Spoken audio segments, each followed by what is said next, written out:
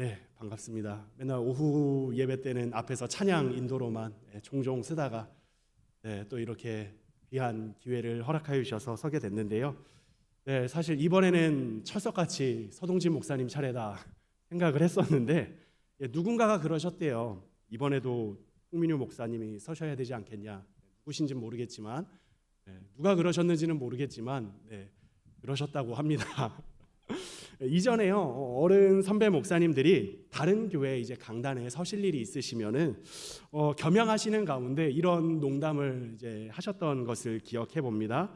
분명 더 좋은 분을 또 혹은 그래도 이전에 들었었으니까 들어보지 못했던 새로운 말씀을 들고 서실 분을 그렇게 이제 세우실 수도 있는데 저를 또다시 부르셔서 이 강단 가운데 이제 설교하라고 또 세우신 이유는 내가 지난번 설교에서 뭔가 잘못을 했구나, 내가 실수를 했구나, 탈락을 했구나, 그래서 이번에는 좀 잘 해보라고 또 기회를 주시는구나, 여러분이 또 기회를 한 번 더 주시는 줄 믿고 심기일전의 마음으로 말씀을 전해야 되겠다라고 이제 어른 목사님들이 그렇게 말씀을 하시는 것을 들었는데요.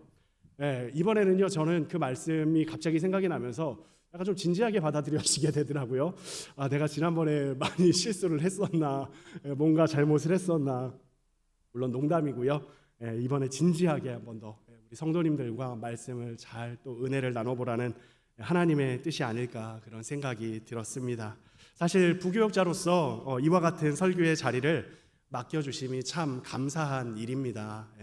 이렇게 뭐 기회가 있어도 잘 이렇게 서지 못하는 게 저희들 입장인데요. 그럼에도 불구하고 참 세워주셔서 우리 담임 목사님 비롯하여서 당회와 또 우리 교회 성도님들께 참 감사의 말씀을 드립니다. 해서 어떤 말씀을 특별히 우리 청년들과 또 그리고 여전히 청년의 마음가짐으로 맡겨주신 귀한 자리에서 사명 감당하시는 우리 성도님들과 함께 은혜를 나눌까 기도하면서 고민하다가 오늘 본문의 말씀으로 은혜를 나누면 좋겠다 하는 그런 마음이 들어서 말씀을 준비했습니다. 고민을 많이 했고요, 또 기도를 많이 했었습니다. 그러다가 요즘에 우리가 매일 나누고 있는 요한계시록과 관련하여서 우리 성도가 어떤 자세로 살아가야 하는가, 또 하나님은 말세를 살아가는 우리 성도들에게 어떤 뜻을 두고 계시고 또 어떤 삶을 살아가길 원하시는가 나누면 좋겠다 하는 마음이 들었습니다. 그래서 요한계시록과 관련 이 깊은 오늘 에스겔의 말씀 본문으로 하여서 또 하나님의 뜻을 함께 상고하고 또 함께 은혜 받는 귀한 시간이 되길 소망하며 설교를 준비했습니다. 저는 개인적으로요, 여러분 시를 참 좋아합니다. 그리고 우리 새벽 나오시는 성도님들은 아주 종종 이렇게 들기도 하셨겠지만 제가 이제 시를 인용하거나 실제로 이렇게 읊어드리는 것도 있었는데요.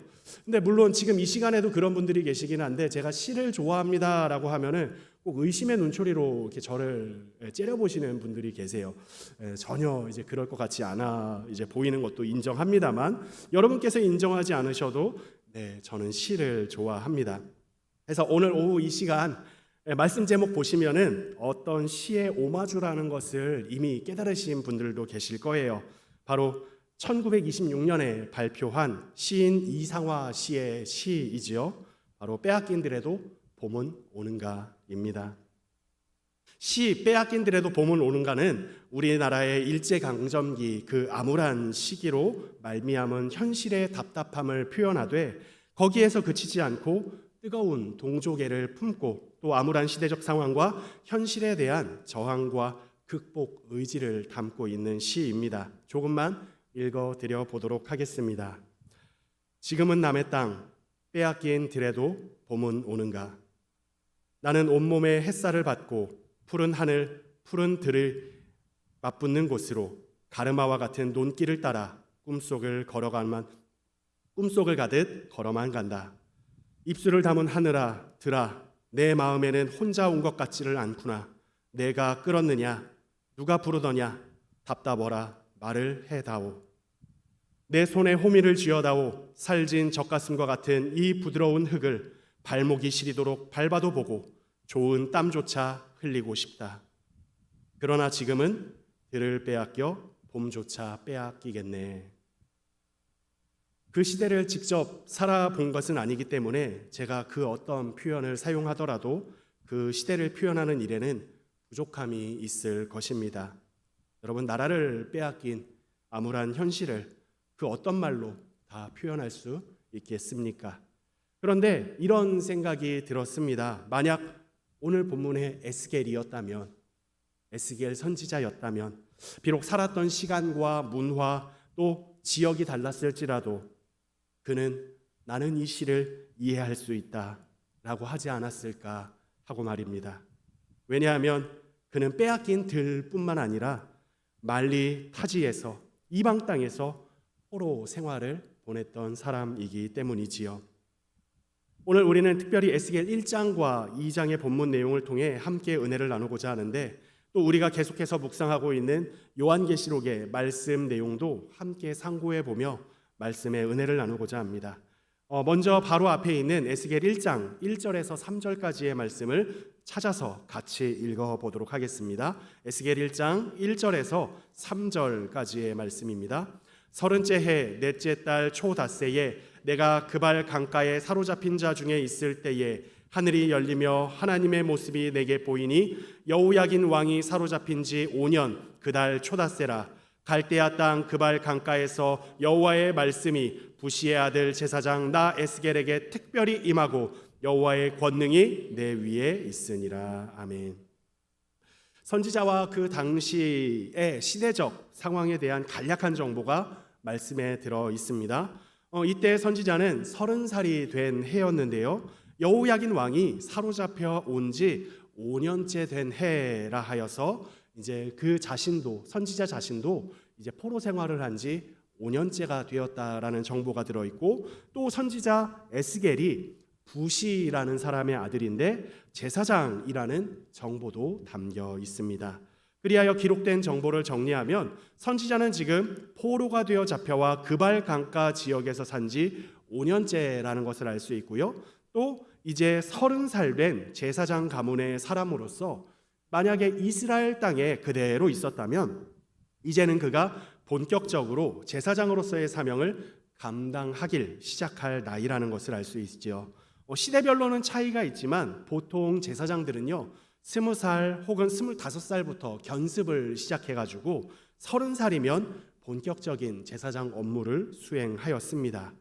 이렇게 왕성하게 사명 감당하기를 시작할 그의 나이였지만 그는 그러지 못하고 있습니다. 왜 그렇습니까? 포로로 잡혀와 있기 때문입니다. 그러면 만약 여러분 에스겔이 포로로 잡혀와 있지 않고 예루살렘 땅 혹은 이스라엘 땅에 그대로 있었다면 조금 나은 처지였을까요? 그는 자기 나이대로, 나이가 된 대로 제사장의 사명을 감당할 수 있었을까요? 그런데 만약 그렇다고 또 할 수 없는 것이 고향 땅의 현실이라 할 것입니다. 동시대 이스라엘 땅의 현실을 적나라하게 보여준 선지자가 있었지요. 바로 예레미야 선지자인데요. 그의 사역 기록을 보면 고향 땅 이스라엘에 조금 더 오래 남아 있었다 해서 그것이 더 복된 일이라 말할 수 없다는 것을 우리로 깨닫게 해줍니다. 그발 강가에 서 있던 선지자 에스겔은 과연 그 강가에서 무엇을 하고 있었을까요? 어쩌면 암울한 조국의 현실과 또 자신이 놓인 처지를 놓고 한탄하고 있었을지도 모릅니다. 혹은 이와 같은 답답한 현실에서 기도할 곳조차 없어서 그 강가에서 기도를 하고 있었는지도 모르지요. 왜냐하면 신약시대의 사도 바울도 이방 땅 선교하러 가서요 거기에 기도할 처소가 없나 찾다가 이제 시장 혹은 냇가에 그 빨래하는 여인들 혹은 일하고 있는 여인들 틈새에서 루디아라는 여인을 만났기 때문입니다. 또 그리고 시편 137편 말씀을 보시면 당시 포로 생활을 했던 이스라엘 백성들의 처지를 다음과 같이 노래하는 것을 봅니다. 우리가 바벨론의 여러 강변에서 거기에 앉아서 시온을 기억하며 울었도다. 그 중에 버더나무에 우리가 우리의 수금을 걸었나니 이는 우리를 사로잡은 자가 거기서 우리에게 노래를 청하며 우리를 황폐하게 한 자가 기쁨을 청하고 자기들을 위하여 시온의 노래 중 하나를 노래하라 함이로다. 우리가 이방 땅에서 어찌 여호와의 노래를 부를까? 예루살렘아 내가 너를 잊을진데 내 오른손이 그의 제주를 잊을지로다. 아멘. 여러분, 이와 같은 것이 이스라엘의 처지였습니다. 그들이라면 오늘 본문의 에스겔 선지자 였다면 이상화의 시 빼앗긴 드레도 봄은 오는가의 시상이나 그 심상을 충분히 공감하며 이해할 수 있었을 것입니다. 그런데 이처럼 과연 무엇이 소망이 있는가 싶을 그때에 선지자 에스겔은 놀라운 환상을 목격했다고 하지요. 바로 하늘이 열리며 하나님의 영광스러운 현현을 그가 목격하게 된 것입니다. 그가 본 하나님의 모습을 간략히 말씀을 드리면 우선 요한계시록에서도 봤던 네 얼굴을 가졌던 천사, 곧 사람의 얼굴과 사자의 얼굴, 또 소와 독수리의 얼굴을 가진 천사가 등장하여 하나님의 보좌를 떠받치고 있는 모습을 보았습니다. 이들은 하나님의 보좌를 호위하면서 마치 하나님의 보좌와 한 몸인 것처럼 한 가지로 연하여 움직이고 있었는데요. 이는 천사들을 완벽하게 통치하시고 진두지휘하시는 하나님의 그 일하심을 보여줍니다. 달리 말씀드린다면 뜻하신 대로 반드시 성취되시는 하나님의 뜻을 여기에서 의미한다라는 것입니다. 그리고 보좌에서는 하나님께서 찬연한 영광의 빛을 발하고 계셨다. 그것을 내가 목격했다. 선지자는 기록하지요. 우리가 요한계시록을 계속해서 묵상하고 있기 때문에 이와 같은 하나님의 보좌와 하나님의 어전, 그리고 하나님의 보좌를 호위하는 천사의 이미지는 낯설지가 않을 것입니다. 왜냐하면 사도 요한도 환상 가운데 동일한 것을 목격한 것을 우리가 이미 묵상했기 때문이지요. 그리고 결과적으로요, 요한계시록과 에스겔은 동일한 비전을 우리에게 제시함을 보게 될 것입니다. 바로 온전한 새 예루살렘의 비전입니다. 에스겔에서는 하나님께서 회복하사 임재하시고 계신 거룩한 성읍으로서 여호와 삼마의 비전을 제시합니다. 여러분, 그럼 요한계시록은 어떨까요? 이후에 우리가 요한계시록의 마지막 부분에 가면 나누게 되겠지만 예수 그리스도로 말미암은 온전한 승리, 그리고 그분의 통치만이 이루어지는 새 하늘과 새 땅, 새 예루살렘의 비전을 요한계시록이 우리에게 제시함을 보게 될 것입니다. 사랑하는 우리 성도 여러분, 하나님께서 우리에게 주시는 비전은요, 그야말로 더할 나위 없이 완벽한 그런 하나님 나라의 비전입니다. 요한계시록에 의하면 거기엔 그 어떤 슬픔이나 눈물, 아픔과 고통도 없습니다. 하나님은 이와 같은 놀라운 비전을 제시하시며 우리 성도들로 하여금 이 땅을 살아가며 그 비전을 미리 맛보고 세상 가운데 보여주는 놀라운 존재들로 삼으셨습니다. 우리는 그래서요, 보통의 존재들이 아니다라고 할 것이에요. 오전에 우리 원로 목사님의 표현을 빌리자면 우리는요, 하나님께서 선교하라고 불러다 세우신 존재들인데 사람의 일로서만 선교하는 것이 아니라 하나님께서 그들을 통해 직접 역사하시며 자기 영광을 드러내기도 하셨죠. 바로 그것처럼 하나님의 능력의 통로로 삼으신 기적의 존재들이 바로 우리들이다 할 것이에요. 이 시간 우리 함께 같이 저를 따라서 고백해 보실까요? 나는 기적의 존재다. 다시 한 번 더, 나는 기적의 존재다. 아멘. 여러분, 하나님께서요, 여러분들을 이와 같은 은혜의 통로이자 기적의 존재들로 삼으셨습니다. 그런데 우리는요, 이 땅을 살아가면서 그런 기적의 존재들이 바로 우리임에도 불구하고 전혀 이해할 수 없는 아이러니의 문제들을 만나게 됩니다. 무엇입니까? 에스겔에서는요, 영광의 하나님께서 마치 이스라엘의 죄악과 범죄함으로 말미암아 피난을 오시는 것 같은 그런 모습이 그려지는 문제적인 상황이에요.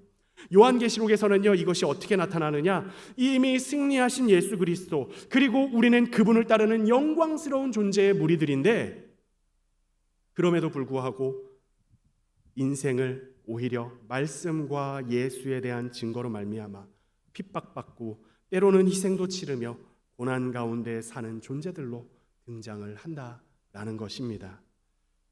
이런 현실적인 문제들에서요, 성도는 때로 우리 하나님이 정말 참 작은 분이 아닌가 그렇게 느끼며 살아가기도 합니다.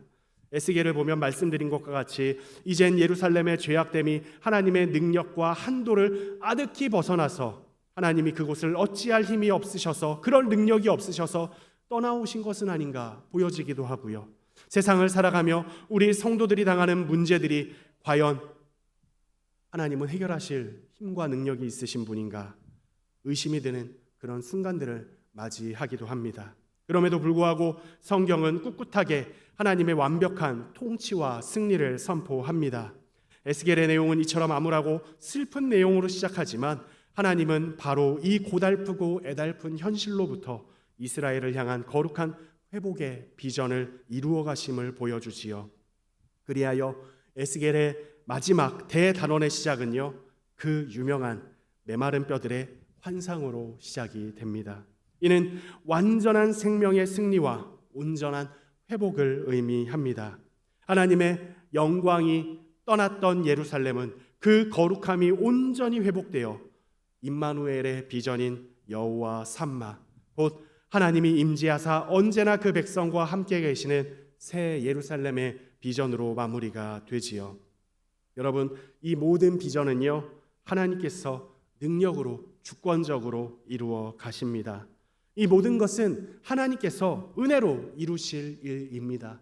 요한계시록의 말씀을 잠깐 떠올려 보시기 바랍니다. 여러분, 요한계시록에서 결국 승리는 성도들이 거두지요.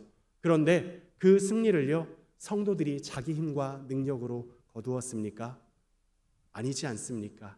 하나님의 은혜로 호련히 고난 가운데 있는 성도들을 기억하사 그들 가운데 임하사 불의의 세력들을 모두 심판하시는 하나님의 주권적인 역사로 이루어지는 것을 봅니다.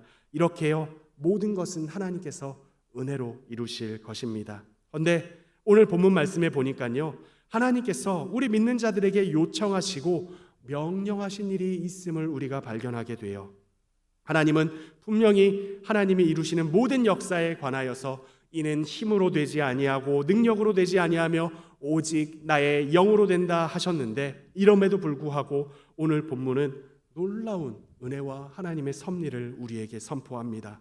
바로 이처럼 반드시 이루어질 하나님의 뜻, 하늘에서도 이루어진 그 뜻이 땅에서도 이루어지는 일에 하나님께서 우리를 동역자로 초대하사 영광스러운 사명을 감당하게 하신다 하는 것이지요. 다시 한 번 더 요한계시록의 말씀을 떠올려 보기 원합니다. 여러분, 요한계시록 마지막에는요, 그 마지막 때에 심판받는 자들이 받는, 그리고 그들이 외치는 절규가 등장을 합니다.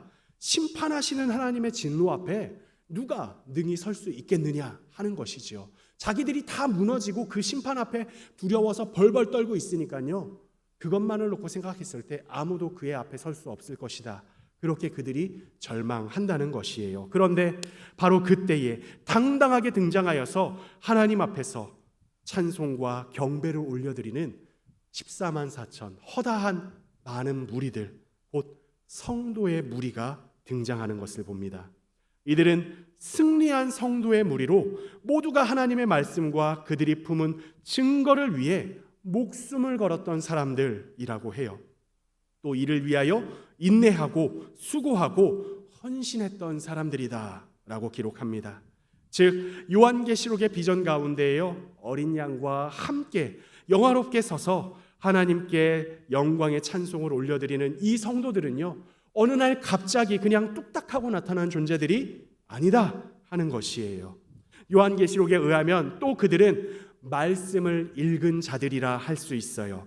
또 말씀은 읽은 자들은 여러분 말씀을 들은 자들이라는 게 요한계시록의 가르침입니다. 또 결과적으로요, 이들은요 성경에 기록된 것을 지킨 자들, 그리하여 약속된 영광의 면류관을 받은 이긴 자들이라는 것이 요한계시록의 말씀입니다.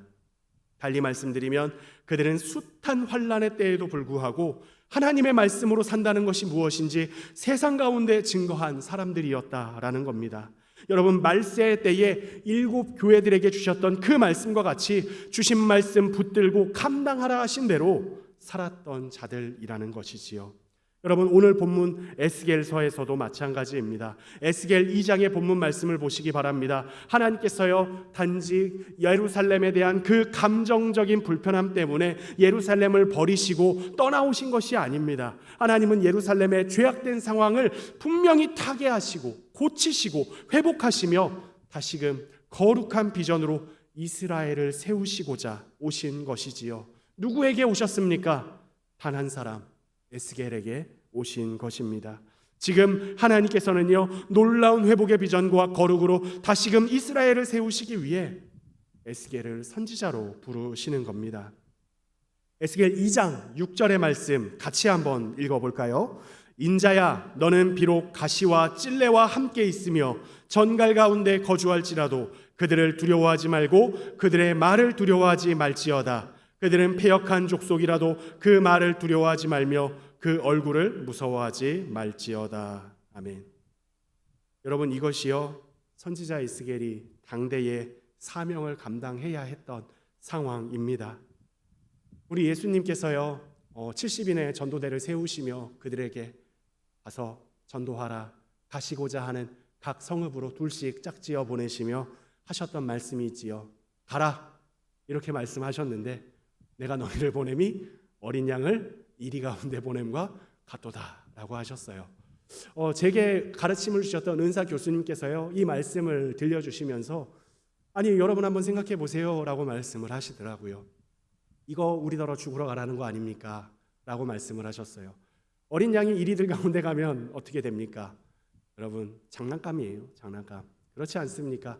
이리나 뭐 이런 그 어떤 맹수들은요, 배가 부르면은 사냥을 안 한다라고 해요. 눈앞에 먹을 것이 있어도, 짐승이 있어도 이제 사냥감으로 삼지 않고 그냥 보내주기도 한대요. 근데 여러분, 이 그냥 있을 이리 때가 아니죠. 네. 이리 때는요, 영특하고 또 이 지독한 모습이 있어서 때로는 먹잇감이 아니라 장난감을 그냥 찢듯이 그렇게 어린 양들을, 사냥감들을 대하기도 한다라고 합니다. 당연히 죽을 수밖에 없어요. 근데 그런 상황에서 예수님이 제자들을 보내셨다라는 거예요. 이리들 가운데로 어린 양 같은 제자들을, 그것도 전대나 가방이나 지팡이나 가라 신을 신도 가지지 말고, 사람에게 인사도 하지 말고, 인맥을 의지하지도 말고 내 이름만 가지고 가라. 하나님께서요, 선지자에게도 말씀하셨습니다. 두려워하지 말라. 근데 어찌 인간적으로 두려워하지 않을 마음이 들겠습니까? 전도하려면 이것도 필요하고 저것도 필요한 것 같고, 사명 감당하려고 보니까 나는 한없이 부족하고, 이것도 있어야 될 것 같고 저것도 있어야 될 것 같고, 내가 신경 써야 될 것은 한두 가지가 아닌 것 같은데, 사명 감당할 생각만 하면 눈앞이 캄캄하고 막연해지는 것이 사실일 것입니다. 요한계시록 말씀에도요, 우리 성도들에게 마지막 때에 우리가 감당해야 될 일에 대해 이렇게 13장 10절에서 말씀하는 것을 봅니다. 사로잡힐 자는 사로잡혀갈 것이요 칼에 죽을 자는 마땅히 칼에 죽을 것이니 성도들의 인내와 믿음이 여기 있느니라. 승리하는 것을 우리 믿음과 인내라 말씀하시지 않습니다. 사로잡힐 자, 사로잡혀가는 것, 복음을 위하여 칼에 죽을 자, 칼에 죽는 것, 그것이 성도의 인내와 예수 그리스도를 향한 믿음이라고 예수님은 말씀하십니다. 여러분, 이 말씀을 들을 때 어찌 눈앞이 캄캄해지지 않을 수가 있겠습니까? 교회사적으로 보면요, 로마의 기독교 박해에 대해서 생각해 볼 때에 로마 기독교 박해는요, 네로 황제 때부터 시작된 것으로 여겨집니다. 매일같이, 또 그리고 로마 전 지역에서 큰 박해가 있었던 것은 아니지만 그럼에도 불구하고 네로의 때로부터 이 요한계시록이 쓰일 사도 요한의 이 때까지는요, 일반적인 기간으로 30년 이제 기간으로 잡아요. 그런데요, 여러분, 말씀드렸던 것처럼 교회사적으로 네로 황제 때로부터 시작된 로마의 기독교 박해는요, 30년에 끝나는 것이 아닙니다. 들으셨던 분들 계시죠? 몇 년이죠? 크게 한번 말씀해 주세요. 몇 년이죠? 300년. 30년이 아니라 300년입니다. 무려 앞으로 몇 년 남았어요? 270년 남아 있습니다. 그러니까 여러분이 아시는 그 카타콤, 그런 이제 교회의 피난 역사는요, 아직 시작도 안 했어요. 다른 관점으로 보면은요, 하나님께서는 이와 같은 긴 박해와 고난의 기간을 앞에 두고 있는 성도들을 향해 요한계시록의 말씀을 지금 주고 계시는 거예요. 앞으로 270년 이 말씀 붙들고 살아가라고. 말씀을 읽고 듣고 지키는 자가 복되다. 사로잡힐 자는 사로잡혀갈 것이요 칼에 죽을 자는 마땅히 칼에 죽을 것이니 성도의 인내와 믿음이 여기에 있다. 무엇입니까? 앞으로의 270년 말씀을 목숨처럼 붙들고 믿음의 사람으로서 말씀에 순종하며 살라는 것 아닙니까? 이는 단지 박해와 핍박을 견디는 그 상황만을 의미하진 않을 겁니다. 때로는 사명 감당하는 일, 섬기는 일에 너의 목숨 내놓은 것 같을지라도 내놓아라. 때로는 그 사명 감당하는 일에, 섬기는 일에 희생하고 헌신하라 하시는 겁니다. 교회를 섬기는 일에 순교자처럼 희생하는 삶의 자세를 요청하는 것이지요. 이것은 말세의 때에 마지막 때까지 인내하시며 문 영혼들을 구원하시는 그 일을 위하여 우리 성도들을 초대하시는 사명의 자리입니다. 요한계시록은 마지막 때에 하나님의 말씀과 신앙인으로서 받은 그 증거를 전하는 그 일에 우리는 어떠한 희생을 치를 각오가 되어 있느냐고 우리에게 묻고 있다라고도 할 것입니다. 에스겔이 사역해야 했던 그 시대의 모습은요, 요한계시록에서 보여주는 패역하고 거역하는 무리들 가운데 우리 성도들이 믿음을 지키며 살아가야 하는 그 상황과 크게 다르지 않습니다. 하나님은 에스겔 2장 5절에서 그들이 듣든지 아니 듣든지 내가 너를 통해 그들 가운데 선지자가 있음을 알게 하겠다 말씀하십니다. 이 말세의 때에 여러분, 우리가 살아가는 삶의 모습이 이와 같다 할 수 있을 것입니다. 누가 알아줍니까? 특별히 요즘 같은 때예요. 20년 전 제가 어릴 그때만 생각해도요, 그래도 교회가 세상의 빛이라고 했었어요. 그래도 교회가 달라야 한다고, 교회는 이러면 안 된다고 우리 성도들뿐 아니라 세상 사람들도 그렇게 인정을 했었습니다. 그런데 지금 어떻지요? 다를 바 없다라고 그들도 말을 합니다. 아니, 오히려 믿는 자들이 더 한다고 그렇게 지탄받는 세상이 되었습니다. 누가 알아줍니까? 그런 세상 속에서 빛과 소금으로 살아간다는 것. 때로는 우리조차도 자조적인 현실 앞에 쓰러숨 짓는 것이 우리의 현실이지 않습니까? 그럼에도 불구하고요, 세상 사람들이 어떠하든지 우리는 하나님의 뜻에 따라 그들 가운데 하나님의 백성이 있음을, 하나님의 백성은 이와 같이 말씀에 목숨 걸고 사명 감당하며 살아가야 함을 보여주어야 한다. 그것이 우리를 향해 이 땅 가운데 세우신, 이 시대 가운데 세우신 하나님의 뜻과 섭리라는 것입니다. 사랑하는 우리 성도 여러분, 제가 좋아하는 비유인데요, 저는 우리 누구나의 삶이 오병이어와 같지 않은가 하는 그런 생각을 합니다. 우리 각 사람에게는요, 누구나가 다 받은 달란트가 있습니다. 물론 달란트의 비유처럼 어떤 분들은 5달란트 그 이상을, 혹은 어떤 분들은 2달란트, 또 어떤 분들은 1달란트, 혹은 1달란트도 나는 못 받은 것 같다 라고 생각하시는 그런 분들도 계실지 몰라요. 그런데요, 여러분, 분명한 것은 그럼에도 불구하고 우리는 다 받은 달란트가 있다는 거예요. 그런데 이 오병이어의 기적에 대해서 생각을 해보면요, 제자들이 가지고 있던 그 오병이어, 여러분, 그거는요 본래 제자들의 것이 아니었어요. 어떤 한 꼬마가 자기 먹을 도시락이었는데 그거 제자들에게 주었다라고 말씀합니다. 여러분, 우리는요, 저는 그런 생각을 해요. 다 이렇지 않나? 누구나가 다 이 오병이어와 같지 않나? 내 것이라고 생각을 했지만, 내게 있는 달란트라고 생각을 했지만 그것조차 내 것이 아니라는 것입니다. 근데 내 것인 것처럼 착각을 하며 살아가는 것 같아요. 만약 내 것이라 할 수 있는 것이 있다 할지라도요, 그것은 작은 오병이어 같을 뿐입니다. 그래서 내 몸 하나 건사하기도 바쁜 것이, 내 신앙생활 하나 챙기면서 살아가기도 바쁜 것이 우리 인생이라 생각을 해요. 그런데 그런 삶 가운데 하나님께서요, 우리를 사명자로 부르셨습니다.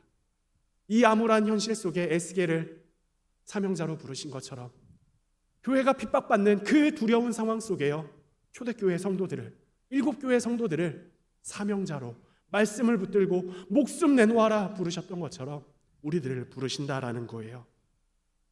에스겔과 같이, 또 마지막 때와 같이 교회로 어린 양과 함께 설 거룩한 14만 4천 흰옷 입은 무리로 우리들을 부르십니다.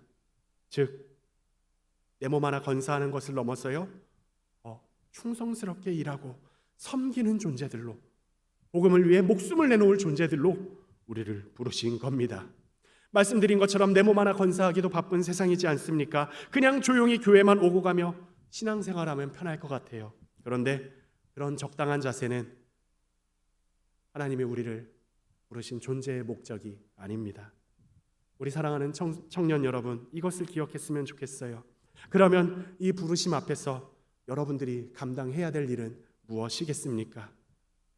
어떻게 무엇을 하며 살아야 우리는 하나님께서 부르신 그 영광스러운 부르심 앞에 합당하게 사명 감당하며 하나님께 영광을 돌리는 그런 사람들이 될 수 있겠습니까? 내가 10년을 20년을 수고로이 섬겼다고 해서 하나님 앞에서 이것이 내 공입니다, 우리가 그렇게 자랑할 수 있을까요? 결코 없을 것입니다. 그렇다고 해서 다 수고하였어도 여러분, 우리는요 그저 나는 무익한 종이라 하여야 할 일을 했을 뿐입니다 고백하는 그런 우리들이 되어야만 합니다. 여러분, 시대가 지나면 지날수록 신앙생활하기가 어려워진다라고 해요. 저도 느낍니다. 제가 어렸을 때 한 20년 전, 30년 전 그때만 해도요 그래도 감사했어요. 그래도 교회에 참 감사한 일들이 더 많았던 것 같아요. 더 감사했었고 더 은혜가 넘쳤었던 것 같습니다. 근데 요즘은요 더 어려워진 것 같아요. 특별히 여러분, 시간이 더 지나서 우리 청년 여러분들이, 사랑하는 우리 장로님들, 우리 권사님들, 우리 집사님들 나이가 됐을 땐 더 어려워지지 않을까 그런 생각이 들기도 합니다. 물론 어떤 핍박이나 박해가 있어서 어려워진다는 것은 아니에요. 신앙생활하는 것 자체가 그때가 되면은 더 어려워질 거라는 거예요. 인간적인 욕심과 또 그리고 세상의 풍조가 예수 그리스도로부터 우리를 멀리 떨어뜨려 놓을 것이기 때문이지요. 그러면 그때는 또 지금보다 머릿수도, 성도들의 수도 부족하게 될 것인데, 그러면 여러분들이 감당해야 될 사명은 지금 우리들이 감당하는 것보다 적어도 2배 이상은 더 많아질 거라는 게 제 생각이기도 합니다. 물론 그런 시대가 오지 않기 위해 우리 선배들도 열심히 정말 피땀 흘리며 기도하고 헌신하고 수고하고 있는 것이에요. 그래서 헌신하고 있는 것이지요. 그때를 또한 준비하며 여러분들을 위해서, 여러분들이 우리 미래 세대가 앞으로 살아갈 신앙의 현실을 위해서 수고하는 것이 없지 않아 있기도 합니다. 여러분, 그럼에도 불구하고 그 어려운 시대들은 오게 될 것인데, 사랑하는 우리 청년 여러분, 여러분은 그 시대를 무엇으로 감당하고자 하십니까? 어떻게 이겨내고자 하십니까? 사랑하는 우리 선배, 신앙의 선배 성도님들, 지나온 어려운 신앙의 순간들, 30년, 20년, 그 넘는 신앙의 세월들, 어떤 분들은 50년 이상, 여러분 무엇으로 이겨내 오셨습니까? 에스겔 2장 8절에서 9절 말씀 같이 읽도록 하겠습니다. 너 인자야, 내가 내게 이르는 말을 듣고 그 패역한 족속같이 패역하지 말고 내 입을 벌리고 내가 내게 주는 것을 먹으라 하시기로. 내가 보니 보라, 한 손이 나를 향하여 펴지고 보라, 그 안에 두루마리 책이 있더라. 하나님께서는요, 힘겹게 사명 감당해야 할 선지자에게 무엇을 주고 계십니까? 하나님의 말씀, 두루마리 책을 주고 계십니다. 여러분, 이 두루마리 책은요, 요한계시록에서도 등장을 했어요. 7 임봉되었던 그 두루마리를 떠올리게 하는 말씀입니다. 앞뒤로 쓰여져 있다는 점에서 그러하고요. 물론 임봉에 대한, 봉인에 대한 이야기는 없지만 이것은 바로 그 말씀을 생각나게 합니다. 여러분, 그리고요, 성도들은, 요한계시록의 성도들은요, 모두가 바로 이 하나님의 말씀과 그들이 가졌던 이 말씀의 증거에 목숨을 걸었던 것을 기억합니다. 여러분, 무엇입니까? 말씀에 충만하셔야 한다라는 거예요. 무엇보다 말씀을 내가 먹은 것과 같은 그런 말씀으로 배부른 상태, 충만한 상태, 성령 충만, 말씀 그 충만한 가운데 성령 충만하셔야지만 여러분 앞으로의 사명을 감당하실 수가 있다라는 겁니다. 성경 말씀은 우리 각 사람을 성도로 마지막 때에 예수 그리스도와 함께 영광스럽게 서는 존재로 여러분 그 서는 존재로의 비전을 제시합니다. 다른 비전은 우리에게 없습니다. 우리 모두는요 이 영광스러운 비전을 공유하는 신앙 공동체입니다. 그러므로 사랑하는 우리 성도 여러분, 청년 여러분, 비록 우리의 삶이 여러 어려움과 힘겨움으로 인하여서 빼앗긴 들과 같을지라도 말씀과 기도로 무장하심으로 사명의 봄을 여러분의 삶 가운데 피워내시기 바랍니다. 우리는요 누구나가 다 사명자로 부르심을 받았습니다. 사명 감당하지 않을 자로 부르신 사람은 하나도 없음을 기억해야 합니다. 세상이 이리 흔들면 이리 흔드는 대로, 또 저리 흔들면 저리 흔들리는 대로 우리는 그렇게 휩쓸릴 존재들이 아닙니다. 거룩한 비전의 사명자이며 우리는 승리자들입니다. 결국 우리는요 서게 될 것입니다. 어린 양을 찬양하는 14만 4천 흰옷 입은 허다한 무리, 그 영광스러운 존재로 말입니다. 이 땅에서요 우리가 살아가는 동안 여러 어려움을 당할 수도 있습니다. 건강의 문제, 또 예상하지 못했지만 재정의 어려움이나 관계와 사람 혹은 신앙생활하는 문제로 인하여서 부딪히는 그런 일들부터 말이지요. 하지만 여러분 우리들이 기억해야 할 것은 아직까지 우리는 성경이 말씀하는 것과 같이 피 흘리기까지는 싸우지 않고 있다. 정말 내 목숨을 순교자들처럼 지금도 몇 초마다 한 명씩 순교자들이 있다라는 이 세상인데 그렇게까지 우리는 아직 하고 있지 않다라는 것과 함께 또한 여러분 성령님께 의지하며 기도하며 나아가면 하나님께서 오늘 본문에서도 말씀을 먹여주시고 또한 성도들 가운데 성령으로 함께하사 또 그들을 지키시고 보호하시고 그들과 함께 계신 그 비전을 제시하시는 것처럼 우리와도 늘상 함께 하신다라는 것입니다. 여러분 자신을 이를 위하여 말씀으로 성령으로 무장하시길 바랍니다. 기도하는 시간 따로 떼놓으셔야 하고요. 말씀 있는 시간 따로 떼놓으셔야 합니다. 바쁘고 어려운 시간 중에 있다 하더라도요. 그 시간을 내 생명으로 여기고 여러분 그 시간을 놓치지 마시기 바랍니다. 그러면 하나님께서요 반드시 합당한 은혜를 더하실 것입니다. 비전을 제시하시고 완성하실 하나님이십니다. 빼앗긴들에도 반드시 사명의 봄을 피우게 하십니다. 선지자들을 통하여 초대교회 성도들을 향하여 그러하셨던 것처럼 말이지요. 반드시 우리의 삶의 모든 과정에서도 함께 하실 주님을 더욱 바라보시며 그 주님과 동행하는 여러분 사명의 삶, 그 사명의 삶 내가 기쁨으로 걸어노라. 우리 주님의 품에 갈 때에 그렇게 고백하시는 우리 모든 성도님들 되시길 간절히 소망합니다. 주신 말씀 놓고 함께 찬양하고